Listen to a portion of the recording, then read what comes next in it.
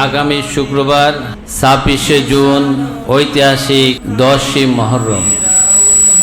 এ উপলক্ষে ইন্টারন্যাশনাল আশিক রাসূল অর্গানাইজেশনের সদর দফতর রাজধানী ঢাকার মিরপুর দরবার শরীফে আয়োজন করা হয়েছে পবিত্র আশুরার সম্মেলন। শুক্রবার সকাল থেকে বাদ জুমা পর্যন্ত এই সম্মেলনে পবিত্র আশুরার গুরুত্ব তাৎপর্য সম্পর্কে আলোচনা করবেন ইসলামী চিন্তাবিদ, গবেষক ও উলামায়ে কেরাম।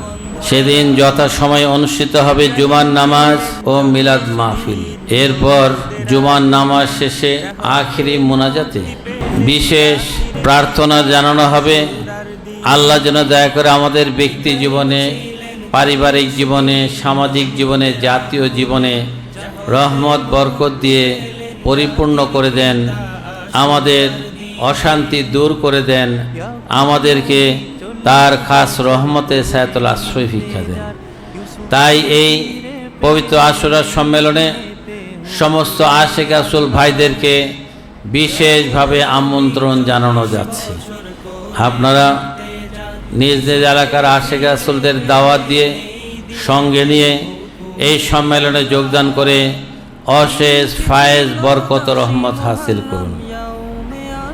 আর মনে রাখবেন, এই সম্মেলনে আশিক রাসূল বোনদের আসতে হবে না, তারা নিজ নিজ বাসায় থেকেই অনলাইন প্ল্যাটফর্মে যুক্ত হয়ে আমাদের এই অনুষ্ঠানের উদযাপন করবেন।